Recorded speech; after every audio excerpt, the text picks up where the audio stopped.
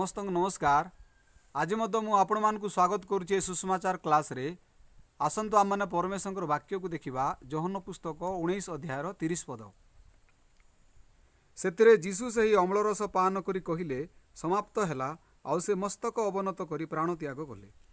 जदि आम आदम समठू नहीं कि एबे पर्यंत आम समय को जदि भाग करवा तेज अनुग्रहर सम व्यवस्थार सम एवं सेठी प्रतिज्ञार सम बोली आम भाग कर आदम ठू नहीं कि सेठी मौसांक पर्यंत प्रतिज्ञार सम बोली आम कहवा बा प्रतिज्ञार जुग बोली कहि परिबा।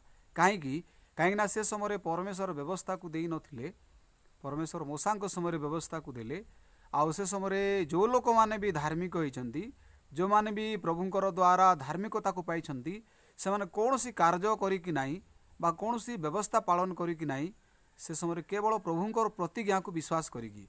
से उपयुक्त उदाहरण होउची बाइबल रे अब्राहम कौनसी भी कार्य कले नाही, किंतु केवल प्रभुंकर वाक्य को विश्वास करिकी से धार्मिक हेले।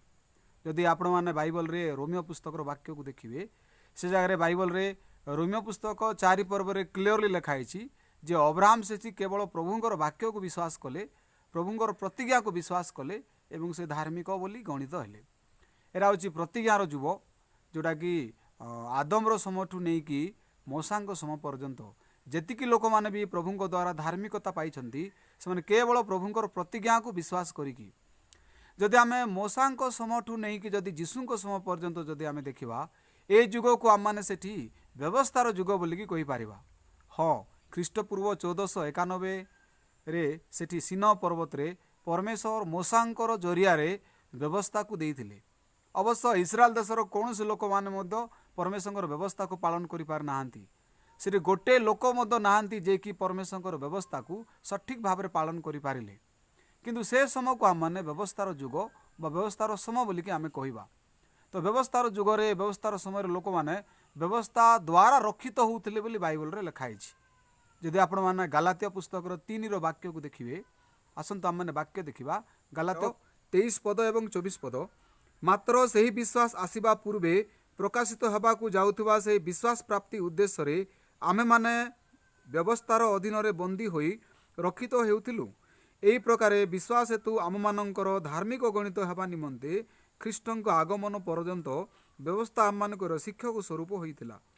तो ए जगह बाइबल रे 23 पदर लिखाई गलातिया 3 रो 23 पदरे जे विश्वास आसीबा पूर्वरु व्यवस्थार अधीन रे बंदी होइक रक्षित होउथिलु।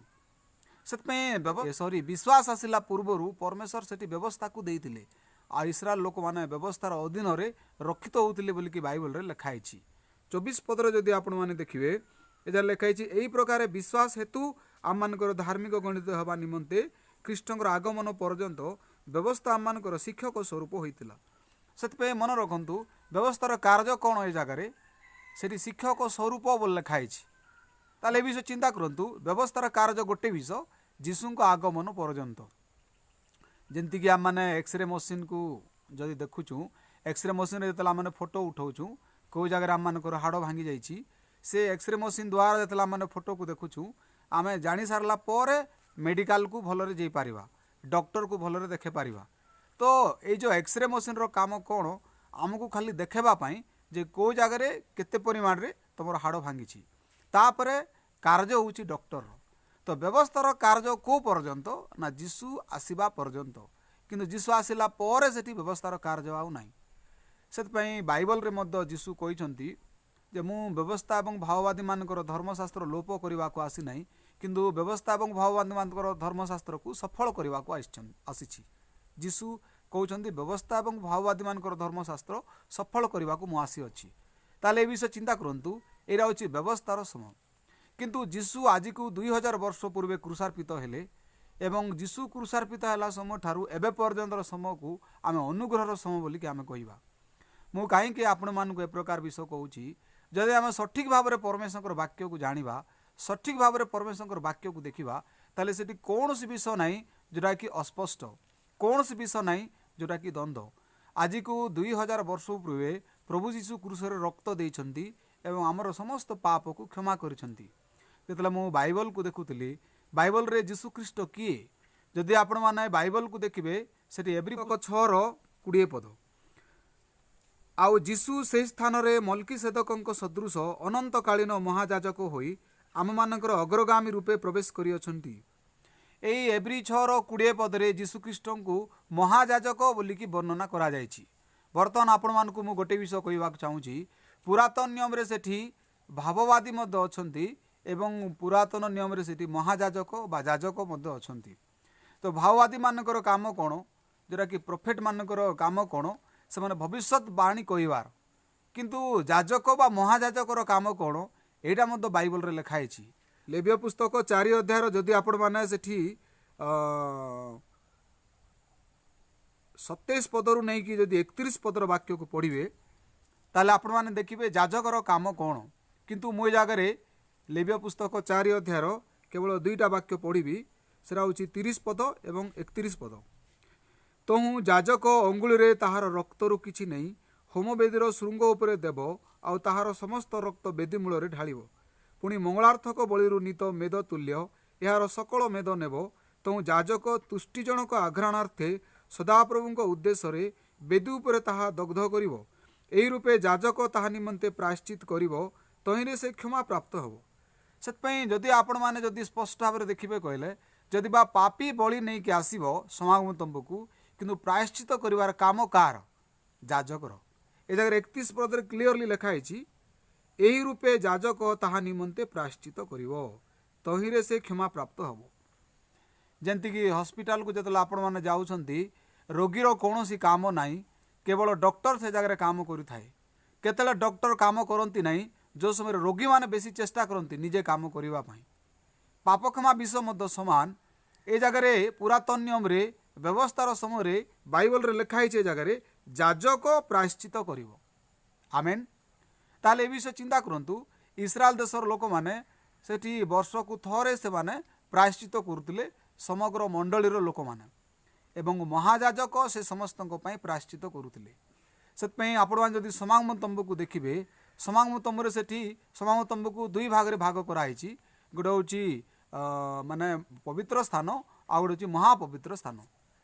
प्रथमे समागम तंबुर प्रांगण, तापरे पवित्र स्थान, तापरे महापवित्र स्थान। किंतु ए महापवित्र स्थान रे केवल जणे प्रवेश करि पारिबे, से होचंती महायाजक। सेतपई महायाजक इस्राएल देशर समस्त पाप समस्त अपराध को नहीं कि जाइकी से महापवित्र स्थान रे प्रवेश करिवे। एवं बाइबल रे लिखा है सेठी नियम सिंधु को उपरिस्थ सेठी पापा छदन जोटी थिबो, जोटी कि किरुबदय थिबे, से जगह से रक्त को सिंचन करिवे। एही प्रकार भावरे इस्राएल देशर समस्त लोक मानकर पाप प्रायश्चित करा जिवो बा क्षमा करा जिवो। तेबे बाइबल रे नूतन नियम रे जीशुख्रीष्ट जो समय जगत को आगमन कले, जीशुख्रीष्टଙ୍କର उद्देश्य कौन? बाइबल रे ऑलरेडी आपण मान को जेंति मु पढ़िली, जीशु होउछंती महायाजक। तले महायाजकर काम कौन? पुरातन नियम रे सेठी मनुष्य तैयारी जो तंबू थिला, समागम तंबू थिला, से जारे याजक माने बा महायाजक काम करुथिले। से पापी बलि आनिबो, बलि उपरे हस्त निर्भर दिया जिवो, तापरे पाप जोगु से निर्दिष्ट बलिटा हत हबो। बलिर रक्त को यज्ञ मेदर 4टा शृंगर लगा जिवो, बलका रक्त को सेते मूल रे ढला जिवो। सेठी महायाजक रक्त को धरिकी महापवित्र स्थान को प्रवेश करिवे। एवं पापाच्छादन उपरिस्थ जोटी किरुबदय अछंती, से नियम सिंधु को उपरे से रक्त को सिंचन करिवे। ए प्रकार भावरे पापर प्रायश्चित करा जिवो। काहेकि काना एब्री पुस्तक 9:22 रे लिखा हैछि, एब्री पुस्तक 9:22 पद, पुणी व्यवस्था अनुसार प्राय समस्त विषय रक्त द्वारा सूचीकृत हुए, आ रक्तपात बिना पाप मोचन हुए नहीं। तो ए जगह लिखा है पाप केंति प्रायश्चित करा जिवो व्यवस्था अनुसार ना रक्त द्वारा, रक्त को देकी। सेतपई पूरा महायाजक महापवित्र स्थान रे प्रवेश करिकी सेठी गोटे वर्ष पई इस्राएल देशर लोक मानकर पाप को प्रायश्चित करुथिले। किंतु जदि आमे एब्री पुस्तकर वाक्य को देखिबा 10 अध्याय एब्री 10 रो सेठी 1 पद एवं 2 पद मु पढ़िबी। कारण व्यवस्था आगामी आगामी उत्तम विषयर छाया स्वरूप होई सेही सबु विषयर अविकल प्रतिमूर्ति न हेबारु याजक मानकर वर्ष को वर्ष सर्वदा से एक प्रकार बलि उत्सर्ग करिवा द्वारा उपासक मानकु कदापि सिद्ध करि पारे नाही। जदि पारिथांता तेबे उपासक माने थरे सूचीकृत होई विवेक रे आउ पापर बोध न पाइबारु से सब बलिर उत्सर्ग कोन निवृत्त होई न थांता। जदि आपण माने एब्री पुस्तक 10 रो 1 पदर वाक्य को देखिबे, ए जार लिखा है याजक मानकर वर्ष को वर्ष सर्वदा एक प्रकार बलि उत्सर्ग करने द्वारा बोली लिखाई। तार अर्थ होची पुरातन नियम रे व्यवस्था अनुसार इस्राएल देशर लोक मानकर समस्त पाप को गोटे वर्ष पाई प्रायश्चित करा जाउथला। आउ गोटे वर्ष समाप्त होला पर आउ थरे पाप को प्रायश्चित करा जाउथला। आउ गोटे वर्ष समाप्त होला पर आउ थरे गोटे वर्षर पाप को प्रायश्चित करा जाउथला रक्त द्वारा। किंतु बाइबल रे एब्री पुस्तक 10 रो 1 पद और 2 पद लिखाई ए प्रकार प्रायश्चित करने द्वारा मध्य उपासक मानकर हृदय पापर बोध जाऊनी। बुझिपारछंती? तो बाइबल एटा कौन जानी जोटा आम मैंने समागम तंबू देखुचु बा समागम तंबू जोटा देखुचु बा जाजक देखुचु सेटा ए समागम तंबू मनीष तैयारी करथवा समागम तंबू। ईश्वर मौसा को जो ओरिजिनल बा वास्तव समागम तंबू स्वर्गर देखेले परमेश्वर सिंह पर्वत रे तार गोटे प्रतिमूर्ति केवल एटा। ये जो पृथ्वी रे स्थापित होता समागम तंबू एटा केवल गोटे प्रतिमूर्ति किंतु वास्तविक सेठी समागम तंबू स्वर्ग रे अछि। समान ए पृथ्वी रे जो जाजक अछंती बा महाजाजक अछंती ए मान मध्य प्रकृति टेम्पोरारी से हारण जाजक एवं लेवीय वंशर जात होता सब जाजक माने मध्य से माने मध्य टेम्पोरारी किंतु एटा वर्ष को वर्ष इस्राएल लोक माने पाप क्षमा करुथिले। किंतु जीसु किए बाइबल रे जीसु होचंती अनंत कालीन महाजाजक। आमे टिके वाक्य को देखिबा एब्री पुस्तक 6 अध्याय 20 पद आउ थरे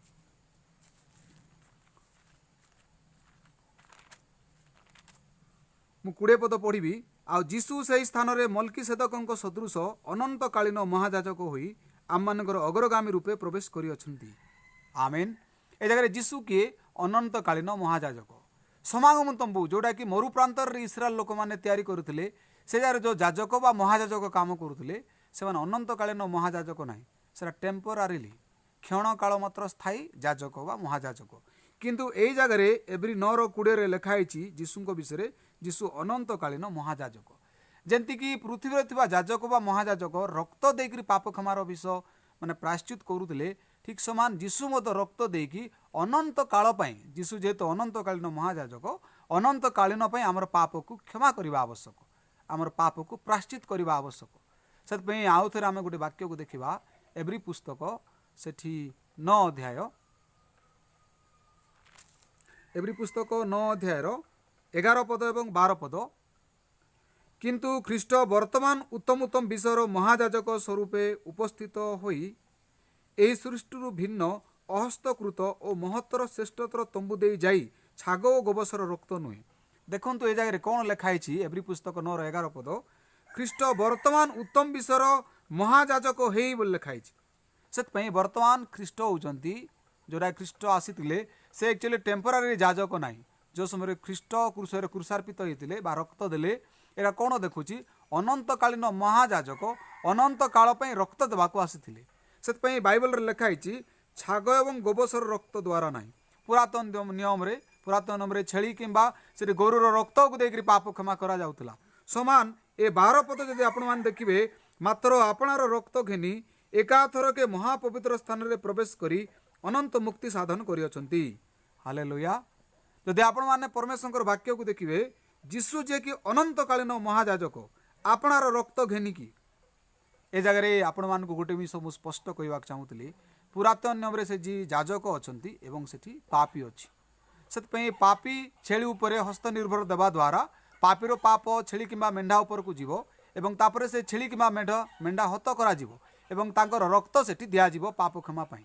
किंतु नूतन नियम रे वर्तमान जदि आपण माने देखिबे नूतन नियम रे जीसु निजे अनंत कालीन महाजाजक एवं जीसु निजे मद बलि। सेतपई अनेक जगह रे बाइबल रे लिखाई बधयोग्य मेष तुल्य बोलिकी। आसंतु आम गोटे वाक्य देखा जिसा पुस्तक 53 अध्याय 7 पद। से उपद्रव प्राप्त हेले तथापि से आपना को नम्र करी आपना मुख फिटाइले नहीं। बधस्थान को नियाजिबा मेष शावक तुल्य लोमछेदक मानक सम्मुखरे नीरव मेसी तुल्य होई से आपना मुख फिटाइले नहीं। ताले ए जगह देखंतु जीशुख्रीष्ट जदिबा ईश्वरंकर पुत्र आ तांको पाखरे जदिबा शक्ति थिला किंतु से बाध्य होइकी गोटे मेंढा किंबा छेली जेंती बधस्थान को निया जाउछंती से बाध्य होइकी से क्रूसार्पित हेले। यार अर्थात कौन से ईश्वरंकर स्वर को शुणुचंती ईश्वरंकर बसीभूत होउछंती ईश्वरंकर योजनार बसीभूत होउछंती। सेतपई जीशुख्रीष्ट ए प्रकार भाव से बाध्य होइकी बलिकृत हेले एवं गोटे मेंढा किंबा छेली जेंती बलिकृत हुए जीशुंको मध्य ठीक से प्रकार बलि करागला। पुरातन नियम रे सेठी जाजक भी थिले ଏବଂ ପୁରାତନ ନିୟମରେ ସେଠି ବଳି ମଧ୍ୟ ଥିଲା। କିନ୍ତୁ ନୂତନ ନିୟମରେ ଯୀଶୁ ନିଜେ ପ୍ରକୃତିରେ ଅନନ୍ତକାଳୀନ ମହାଯାଜକ ଏବଂ ଯୀଶୁ ନିଜେ ବଳି। ଆମେନ୍। ତ ବର୍ତ୍ତମାନ ପ୍ରକୃତିରେ ଯୀଶୁ ଜଗତର ସମସ୍ତ ଲୋକମାନଙ୍କର ପାପକୁ ନେଇକି ଯୀଶୁ କ୍ରୁଶରେ କ୍ରୁଶାର୍ପିତ ହେଲେ। ଆଜି ଯେଉଁ ବାକ୍ୟ ଆପଣମାନଙ୍କୁ ମୁଁ ପଢ଼ିଲି, ଯୀଶୁ ଯୋହନ ପୁସ୍ତକ 19:30 ପଦ, ସେଇ ଯୀଶୁ ସେଥିରେ ଯୀଶୁ ସେହି ଅମ୍ଳରସ ପାନ କରି କହିଲେ ସମାପ୍ତ ହେଲା, ଆଉ ସେ ମସ୍ତକ ଅବନତ କରି ପ୍ରାଣ ତ୍ୟାଗ କଲେ। ସେଥିପାଇଁ ଯଦି ଆପଣମାନେ ବାଇବଲକୁ ଦେଖିବେ, ଏ ଜାଗାରେ ଯୀଶୁ ଶେଷରେ କ୍ରୁଶରେ ଘୋଷଣା କରୁଛନ୍ତି ସମାପ୍ତ ହେଲା। କ'ଣ ସମାପ୍ତ ହେଲା? କେଉଁ ବିଷୟ ସମାପ୍ତ ହେଲା? ସେଥିପାଇଁ ଯୀଶୁ କହୁଛନ୍ତି ସମାପ୍ତ ହେଲା। ଯଦି ଆପଣମାନେ ସଠିକ୍ ଭାବରେ ବାଇବଲକୁ ଦେଖିବେ, ଯୀଶୁ ଯିଏକି ଅନନ୍ତକାଳୀନ ମହାଯାଜକ, ଆମର ସମସ୍ତଙ୍କର ପାପକୁ ଅନନ୍ତ କାଳ ପାଇଁ କ୍ଷମା କରିବାକୁ ଆସିଥିଲେ। ସେଥିପାଇଁ ଏବ୍ରୀ ପୁସ୍ତକ 9:12 ଲେଖା ହେଇଛି, ଅନନ୍ତ ମୁକ୍ତି ସାଧନ କଲେ। ସେ ନିଜର ରକ୍ତକୁ ଦେଇକି ନେଇକି ସେ ଅନନ୍ତ ମୁକ୍ତି ସାଧନ କଲେ। ଆମେନ୍। ଆମର ପାପ କ୍ଷମା କେବେ ବି ଟେମ୍ପୋରାରୀ ନାହିଁ। ଆମର ପାପ କ୍ଷମା ଅନନ୍ତ କାଳ ପାଇଁ ପ୍ରଭୁ କ୍ରୁଶରେ କରିସାରିଛନ୍ତି। ଯୀଶୁ ଅନନ୍ତ କାଳ ପାଇଁ ରକ୍ତ ଦେଇକରି ଆମର ପାପକୁ ସମାପ୍ତ କରୁଛନ୍ତି। ଆଉ ଏ ଯୋହନ 19:30 ମଧ୍ୟ ପ୍ରଭୁ କହୁଛନ୍ତି ସମାପ୍ତ ହେଲା। ତୁମର ପାପ ସବୁ ସମାପ୍ତ ହୋଇସାରିଛି। ଯେତେବେଳେ ପକ୍ଷାଘାତ ରୋଗୀକୁ ଯୀଶୁଙ୍କ ପାଖକୁ ଅଣାଗଲା, ଯୀଶୁ ତାକୁ କେବେ ବି ପ୍ରଥମେ କହିନାହାନ୍ତି ବତ୍ସ ତୋର ରୋଗ ଭଲ ହୋଇଗଲା। କିନ୍ତୁ ଯୀଶୁ କହିଲେ ତାକୁ ବତ୍ସ ତୋର ପାପ ସବୁ କ୍ଷମା ହୋଇଗଲା। କାହିଁକି? କାରଣ ଅଲରେଡ଼ି ଯୀଶୁ ତାର ପାପ ପାଇଁ ମଧ୍ୟ କ୍ରୁଶରେ କ୍ରୁଶାର୍ପିତ ହେଲେ। ତାର ପାପ ପାଇଁ ମଧ୍ୟ ଯୀଶୁ କ୍ରୁଶରେ ରକ୍ତକୁ ଦେଲେ। ବର୍ତ୍ତମାନ ବ୍ୟଭିଚାରୀ ସ୍ତ୍ରୀ ଯିଏକି ଯୋହନ ପୁସ୍ତକ 8 ଅଧ୍ୟାୟରେ ଆସୁଛି, ସେ ମଧ୍ୟ ବ୍ୟବସ୍ଥାକୁ ଲଙ୍ଘନ କରିଥିଲେ। ସେ ମଧ୍ୟ ପାପ କରିଥିଲେ। ସେ ମଧ୍ୟ ବହୁତ କଦର୍ଯ୍ୟ ଜୀବନ କାଟିଥିଲେ। କିନ୍ତୁ ଯେଉଁ ସମୟରେ ଯୀଶୁଙ୍କ ପାଖକୁ ଅଣାଗଲେ, ଯୀଶୁ ତାହାକୁ କ'ଣ ବୋଲିକି କହିଲେ? ଗୋ ନାରେ, ମୁଁ ମଧ୍ୟ ତୁମକୁ ଦଣ୍ଡନୀୟ ବୋଲି ବିଚାର କରୁନାହିଁ। ଆମେନ୍। ତାହେଲେ ଯୀଶୁ ଯେହେତୁ ତାକୁ ଦଣ୍ଡ ଦେଲେ ନାହିଁ, ୟାର ଅର୍ଥ ହେଉଛି ଯୀଶୁ ତା ପାଇଁ ଦଣ୍ଡାଜ୍ଞା ପାଇଲେ। ଯୀଶୁ ତା ପାଇଁ ମୃତ୍ୟୁବରଣ କଲେ। ଯୀଶୁ ଆମ ପାଇଁ କ୍ରୁଶରେ ମରିଥିବାରୁ ଆମେ ଧାର୍ମିକତା ପାଇଛୁ। ମୁଁ ଆପଣମାନଙ୍କୁ ଗୋଟେ ବାକ୍ୟକୁ ଦେଖିବାକୁ ଚାହୁଁଛି, 2 କରିନ୍ଥୀୟ 5:21 ପଦ, ଯାହାଙ୍କଠାରେ ପାପର ଲେଶ ମାତ୍ର ନଥିଲା, ତାହାଙ୍କୁ ସେ ଆମମାନଙ୍କ ନିମନ୍ତେ ପାପ ସ୍ୱରୂପ କଲେ, ଯେପରି ଆମେମାନେ ତାହାଙ୍କର ଦ୍ୱାରା ଈଶ୍ୱରଙ୍କ ଧାର୍ମିକତା ସ୍ୱରୂପ ହେଉ। ଏ ଜାଗାରେ 2 କରିନ୍ଥୀୟ 5:21 ପଦରେ ବାଇବଲରେ ଲେଖା ହେଇଛି, ଯୀଶୁଙ୍କଠାରେ କୌଣସି ବି ପାପ ନଥିଲା, କିନ୍ତୁ ଆମମାନଙ୍କର ପାପ ପାଇଁ ଯୀଶୁଙ୍କୁ ପାପ ସ୍ୱରୂପ କରାଗଲା, ଆଉ ଯେମିତିକି ଆମେ ତାହାଙ୍କର ଦ୍ୱାରା ଈଶ୍ୱରଙ୍କର ଧାର୍ମିକତା ସ୍ୱରୂପ ହେଉ। ତାହେଲେ ଏ ବିଷୟ ଚିନ୍ତା କରନ୍ତୁ। ଅନେକ ଲୋକମାନେ ପ୍ରଭୁଙ୍କର ବାକ୍ୟକୁ ଦେଖୁନାହାନ୍ତି, ସେଥିପାଇଁ ନିଜକୁ ପାପୀ ବୋଲିକି କହୁଛନ୍ତି। ଧରି ନିଅନ୍ତୁ, ଯଦି ଇଣ୍ଡିଆ ଏବଂ ପାକିସ୍ତାନ ଯଦି ମ୍ୟାଚ୍ ଖେଳୁଛି ଏବଂ ଯଦି ଆପଣମାନେ ରାତିରେ ଶୋଇଛନ୍ତି, ସେ ରାତିର ମ୍ୟାଚ୍ ଯଦି ଆପଣମାନେ ସେଠି ସକାଳେ ଉଠିବେ, ହୁଏତ ଆପଣ ଜାଣିପାରିନଥାନ୍ତି ଯେ ରାତିରେ ଇଣ୍ଡିଆ ଜିତିଥିବ। କିନ୍ତୁ ଯଦି ଟିମ୍ ଇଣ୍ଡିଆ ଜିତିଛି, ୟାର ଅର୍ଥ ହେଉଛି ଆପଣମାନେ ଜାଣିଥାନ୍ତୁ କିମ୍ବା ନ ଜାଣିଥାନ୍ତୁ, ଅଲରେଡ଼ି ଆପଣ ବିଜେତା, ଆପଣମାନେ ଅଲରେଡ଼ି ଜିତି ସାରିଛନ୍ତି। ସମାନ ଆଜିକୁ 2000 ବର୍ଷ ପୂର୍ବେ ପ୍ରଭୁ ଯୀଶୁ କ୍ରୁଶରେ ରକ୍ତ ଦେଲେ କ'ଣ ପାଇଁ? ଆମମାନଙ୍କୁ ପାପୀ କରିବା ପାଇଁ ନା ଧାର୍ମିକ କରିବା ପାଇଁ? ବାଇବଲରେ ଲେଖା ହେଇଛି ଆମକୁ ଧାର୍ମିକତାକୁ ଦେବା ପାଇଁ। ସେଥିପାଇଁ ଯୀଶୁ ରକ୍ତ ଦେବା ଦ୍ୱାରା ଆମର ପାପ ସମାପ୍ତ ହେଲା ଏବଂ ଯୀଶୁ ଉଠିବା ଦ୍ୱାରା ଆମକୁ ଯୀଶୁ ଧାର୍ମିକ କରିସାରିଛନ୍ତି। ଆମେନ୍। ଯଦି ଆପଣମାନେ ସଠିକ୍ ଭାବରେ ପରମେଶ୍ୱରଙ୍କୁ ଦେଖିବେ, ଅଲରେଡ଼ି ଯୀଶୁ କ୍ରୁଶରେ ପ୍ରତ୍ୟେକ ବିଷୟ ସମାପ୍ତ କରିସାରିଛନ୍ତି। ସେଥିପାଇଁ ଯୀଶୁ ଯୋହନ 19:30 ପଦରେ ଘୋଷଣା କଲେ ସମାପ୍ତ ହେଲା। ପାପ ସମାପ୍ତ ହୋଇସାରିଛି। ଯୀଶୁ ଆମମାନଙ୍କୁ ଧାର୍ମିକତାକୁ ଦେଇସାରିଛନ୍ତି। ଆମେନ୍। ମୁଁ ଆଶା କରୁଛି ଏ ମହାମାରୀ ସମୟରେ ଯେଉଁଠିକି ଲୋକମାନେ କେବଳ ଚେଷ୍ଟା କରୁଛନ୍ତି ପରିସ୍ଥିତି ସମାପ୍ତ ହେଉ, ଅସୁବିଧା ସମାପ୍ତ ହେଉ, ନିଶ୍ଚିତ ପରମେଶ୍ୱର ଆମମାନଙ୍କୁ ଗୋଟେ ସମୟ ଦେଇଛନ୍ତି, କଷ୍ଟର ସମୟ ଦେଇଛନ୍ତି। ଏ ମଣିଷ ସମାଜ ପାଇଁ କଷ୍ଟର ସମୟକୁ ପରମେଶ୍ୱର ଦେଇଛନ୍ତି। କିନ୍ତୁ ଅନ୍ୟପଟରେ ପରମେଶ୍ୱର ସୁଷମାଚାରକୁ ମଧ୍ୟ ପରମେଶ୍ୱର ଦେଇଛନ୍ତି। ସୁଷମାଚାରକୁ ଆପଣମାନେ ବିଶ୍ୱାସ କରନ୍ତୁ। ଅଲରେଡ଼ି ଆଜିକୁ 2000 ବର୍ଷ ପୂର୍ବେ ପ୍ରଭୁ ରକ୍ତ ଦେଇକି, ତାଙ୍କର ବହୁମୂଲ୍ୟ ରକ୍ତକୁ କ୍ରୁଶରେ ଝରେଇକି ଆମର ପାପକୁ ସମାପ୍ତ କରିସାରିଛନ୍ତି। କେବଳ ପାପ ନାହିଁ, ଆମର ଦୁଃଖ, ଆମର କଷ୍ଟ, ଆମର ହତାଶ, ଆମର ପ୍ରତ୍ୟେକ ବିଷୟକୁ ସମାପ୍ତ କରିସାରିଛନ୍ତି। ଆମେନ୍। ସେଥିପାଇଁ ଯୋହନ 19:30ରେ ଯୀଶୁ କହିଲେ ସମାପ୍ତ ହେଲା। ଯେତେବେଳେ ମାର୍ଥା ଏବଂ ମରିୟମର ଘରକୁ ଯୀଶୁ ଯାଇଥିଲେ, ଯୀଶୁଙ୍କ ହୃଦୟରେ କ'ଣ ସମାପ୍ତ ହୋଇଥିଲା ଜାଣିଛନ୍ତି? ଲାଜାର ଉଠିବାର ବିଷୟ ଅଲରେଡ଼ି ସମାପ୍ତ ହୋଇଥିଲା। କିନ୍ତୁ ଯେତେବେଳେ ଯୀଶୁ ଗଲେ ମାର୍ଥା ଏବଂ ମରିୟମର ଘରକୁ, ସେମାନେ କ'ଣ ବିଶ୍ୱାସ କରୁଛନ୍ତି? ପ୍ରଭୁ ଆପଣ ଆସିଥିଲେ ବଞ୍ଚିଥାନ୍ତା, ଲାଜାର ଆପଣ ଆଗରୁ ଆସିଥିଲେ ବଞ୍ଚିଥାନ୍ତା, ଏବେ ଗଲେ କ'ଣ ହେବ ନାହିଁ କି? ଏବେ ଯାଇଛନ୍ତି ଯୀଶୁ, ଏବେ ବି ହେଇପାରିବ। 4 ଦିନ ହେଲା ପ୍ରଭୁ ବାସିଗଲାଣି। ୟାର ଅର୍ଥାତ୍ କ'ଣ? ଆପଣ ଆଗରୁ ଆସିଥିଲେ ହେଇଥାନ୍ତା, ଏବେ ଆଉ ହେବ ନାହିଁ। ବର୍ତ୍ତମାନ ସେମାନେ ପରିସ୍ଥିତି ଦେଖୁଛନ୍ତି, ମଲା ଲାଜାରକୁ ଦେଖୁଛନ୍ତି, ମଲା ଲାଜାରର ଗନ୍ଧକୁ ଦେଖୁଛନ୍ତି, କିନ୍ତୁ ଯୀଶୁଙ୍କୁ ଦେଖୁନାହାନ୍ତି, ଯିଏକି ସ୍ୱୟଂ ଈଶ୍ୱରଙ୍କ ପୁତ୍ର। ଯୀଶୁ ଯିଏକି ଲାଜାରକୁ ବଞ୍ଚାଇବାକୁ ଯାଇଥିଲେ, ଯୀଶୁ ଯାହାର ହୃଦୟରେ କି ଅଲରେଡ଼ି ଲାଜାର ଉଠି ସାରିଥିଲା, ଲାଜାର ଉଠିବାର ବିଷୟ ସମାପ୍ତ ହୋଇସାରିଥିଲା, ଏଇଟାକୁ ମାର୍ଥା ଏବଂ ମରିୟମ ଦେଖିବାର ଥିଲା। ଆଜି ମଧ୍ୟ ସେଠି ଯଦି ଆମେ ନିଜର ଚକ୍ଷୁ, ନିଜର ଚେଷ୍ଟା, ନିଜର କାର୍ଯ୍ୟ ଦ୍ୱାରା ଦେଖିବା, ତାହେଲେ ଆମେ ଏବେ ପର୍ଯ୍ୟନ୍ତ ପାପ କରିଛୁ, ଆମେ ଭୁଲ କରୁଥିବା ଲୋକ, ଆମର ପାପ କେମିତି ସମାପ୍ତ ହେଇଛି। କିନ୍ତୁ ଯଦି କ୍ରୁଶାର୍ପିତ ହୋଇଥିବା ଯୀଶୁଙ୍କୁ ଆପଣ ଦେଖିବେ, ଯୀଶୁ ଯିଏକି ରକ୍ତକୁ ଦେଇକି ଆମର ସମସ୍ତ ପାପକୁ ସମାପ୍ତ କଲେ, ଯଦି ସେ ଯୀଶୁଙ୍କୁ ଦେଖିବେ, ତାହେଲେ ଆପଣମାନେ କହିପାରିବେ ଆମର ସମସ୍ତ ପାପ ମଧ୍ୟ ସମାପ୍ତ ହୋଇସାରିଛି। ଆମେନ୍। ଏ ଜାଗାରେ ଯୀଶୁ ଘୋଷଣା କରୁଛନ୍ତି ଯୋହନ 19:30 ପଦରେ, ସମାପ୍ତ ହେଲା। ଯୀଶୁ ରକ୍ତ ଦେବା ଦ୍ୱାରା ଆମର ସମସ୍ତ ପାପ ସମାପ୍ତ ହୋଇସାରିଛି। ମୁଁ ଆଶା କରୁଛି ଆପଣମାନେ ଯେ କେହି ବି ହୁଅନ୍ତୁ, କ୍ରମାଗତ ପ୍ରଭୁଙ୍କର ଅନୁଗ୍ରହକୁ ପାଆନ୍ତୁ, ଆପଣଙ୍କର ପୁରା ପରିବାର ଅନୁଗ୍ରହକୁ ପାଆନ୍ତୁ ଏବଂ ପ୍ରଭୁଙ୍କର ଆଶୀର୍ବାଦକୁ ପାଇକି କଢ଼େଇକି ନିଆଯାଆନ୍ତୁ। ବହୁତ ବହୁତ ଧନ୍ୟବାଦ। ଏ ସମୟରେ ଆପଣମାନେ ପରମେଶ୍ୱରଙ୍କର ବାକ୍ୟକୁ ଶୁଣିଥିବାରୁ ସମସ୍ତଙ୍କୁ ଧନ୍ୟବାଦ।